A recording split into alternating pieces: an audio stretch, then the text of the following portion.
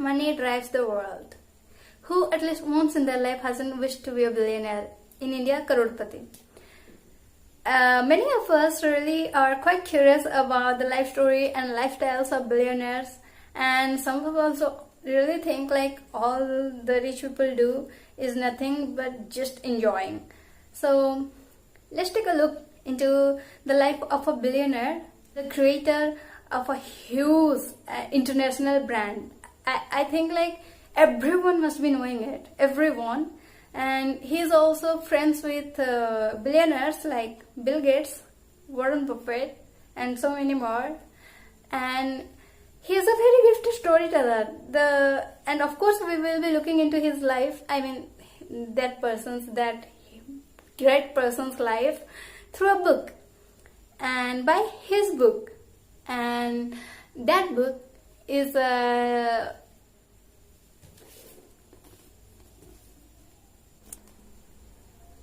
Shoe Dog by Phil Knight, the creator of the huge brand Nike. And it's quite fascinating. The way he has told his life story is really fascinating, and I will be very glad to share about this book because like before reading this book I really never expected a billionaire's life would be like this. And this is quite a story from his birth to his success, his entire journey from being nothing to being a billionaire. This is the story of Phil Knight and Nike. Before reading this book, I always wondered how self-made millionaires or billionaires, how they go from nothing to something.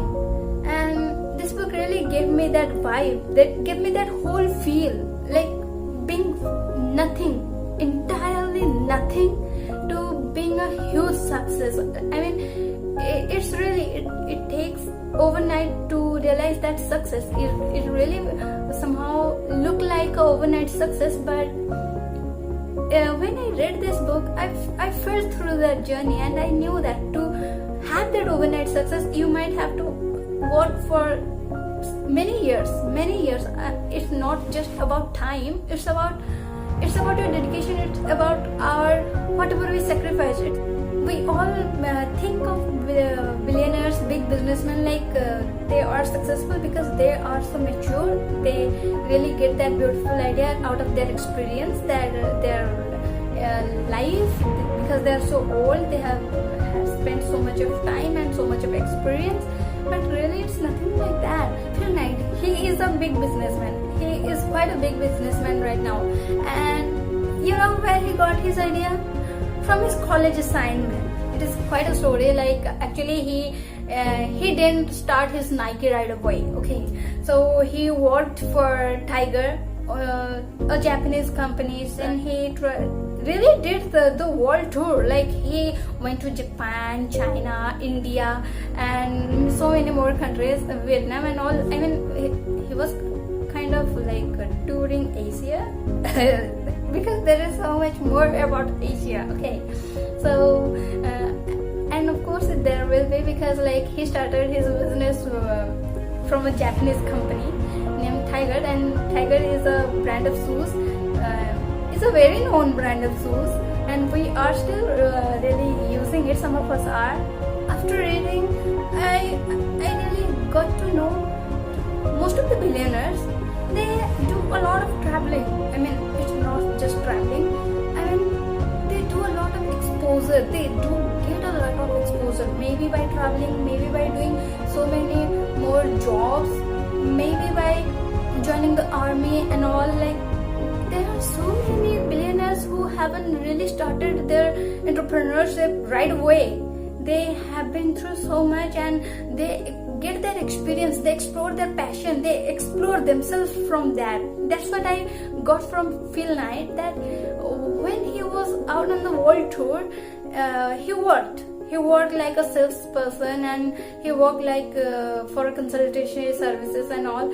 And then he got to know that he is not quite a seller, he is not quite a salesperson. And then he found that he can easily sell shoes. Why was he so comfortable in selling shoes? Because he was was a sports person. He really loved to do sports, and then when he didn't get selected for their basketball team, it really got into him. So he got kind of depressed, and he realized, no, he didn't realize actually. His mother told him that he should go for running, and running make him feel good. Then he went for running with a coach, and then he got that confidence back. Actually, to get his confidence back, that winning attitude back, that coach really plays a very, very vital role, and that coach is kind of all the time his idol, because there are so many lines about his coach. He was Mr. Bauman.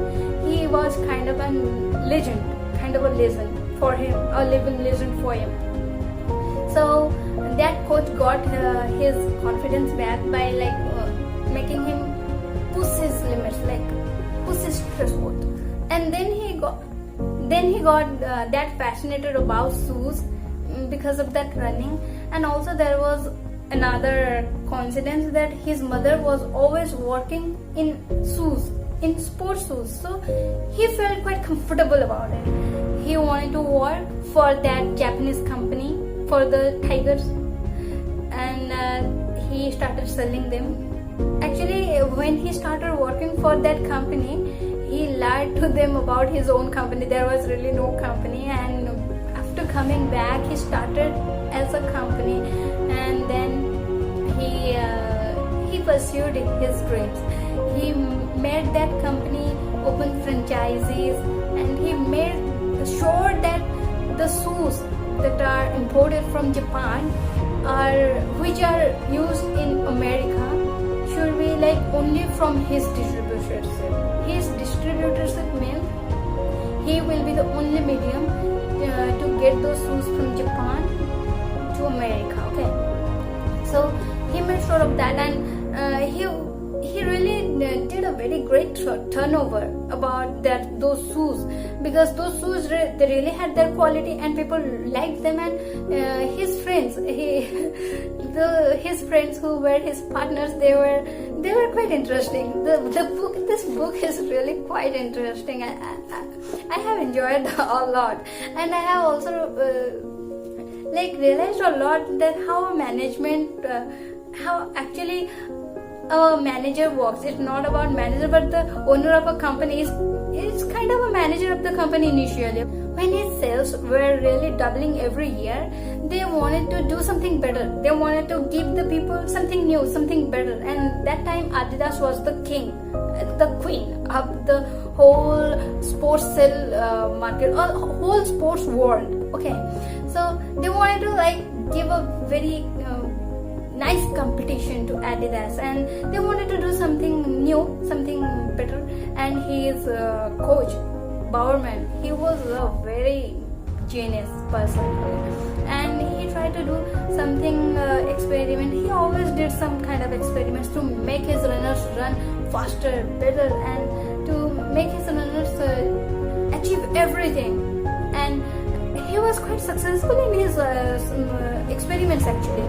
And then Tigers, the company, he was not quite interested. That company was not quite interested about this discoveries. Not that much interested, because they were in Japan. They were a quite great company. They were a very established and good company, and their products were already good. So they were not that interested about these experiments. And then although the sales were doubling, there comes the part where I was really shocked. Previously, I had a very great misunderstanding about business, that those people who are doing a great sale, they really have to bother about nothing, at least not about money. Then this book proved me so wrong. And there is a term named equity. So even if your sales are doubling every year, still according to a bank, your company values per zero. If your equity is zero. Okay, so it's like a kind of how much money you have minus how much money you owe. Okay, so this is the kind of thing. And then the Blue Ribbon, the company, although its sale was really doubling every year, their equity was so low. And when your equity is so low, you don't get that much loan from bank. And he had played so much to make a company work, there are really very good times and there are really so many bad times that sometimes you think that company is on the verge of shutdown. And Phil Knight was kind of really, most of his time he was very prepared to get his company shut down even, because although the sales were doubling, he didn't have equity, and due to not having equity, their sales were doubling. Public were demanding their products, but they didn't have enough of warehouse, they didn't have enough of labor, they didn't have enough of salesperson, enough of distributors, enough of manpower to meet up that requirement. If your sales are doubling, if your public is demanding more product, then you have to produce more product, you have to deliver them, you have to distribute those products. And to do all the things, first you have to put some money to create those boxes. He had to have money for maintenance of his company, for his offices, for his paperwork and all. So to serve the demand, one has to create that product, and to create that product it needs money.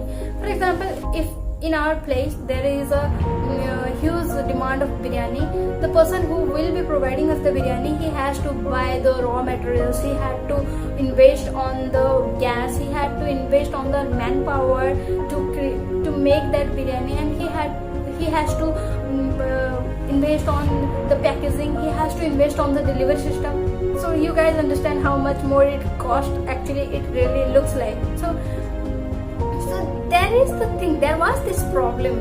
His products was nice, his products were really selling, but he didn't have that much of money, that much of profit to meet up that sales, because banks were not giving him the loans and his sales were really increasing. And when you don't meet up those sales, sometimes you get some bad feedbacks. So when you are on a great sale, when you are doing something good, you are achieving something, there is a competition, there is a rise of competitors, and there are some bad competitors. When they cannot rise, when they cannot grow, they try to pull others' legs. And there were some people like that for him. They try to put a bad word about him in that company, and they were kind of like wanted to remove him from that distributorship, because his sales were quite a number and they were competitors. So he started his own company and he started Nike, and the rest is history. We all know what Nike is. And this book really tells about his journey when Nike started, and how Nike was really at a time on verge of shutting down. There are so many cases about Nike, people, the bureaucrats, the government. There are so many obstacles. They had to do so much more, and then they made it survive. Just didn't survive. It started growing around the globe. How they started their business in different countries, how they made so much more to enter every country, and how there were issues, and how there were so many fake issues, fake rumors, and so many more charges and all, and how they did really overcome all those things. And most importantly, he had said all those challenges, all those bad people he has faced have actually made him grow even more. The haters created that path for him to walk on that path and get much more love than he ever received. He has really shared the life of a billionaire, how much he sacrifices, how much he sacrificed from his time, from his family. It's really very fascinating, because Phil Knight, he is really a gifted storyteller. Warren Buffett said it, and you all will love it. I can bet this book will be a very lifelike journey for you during this shutdown and lockdown period, because in India we are going through lockdowns and shutdowns.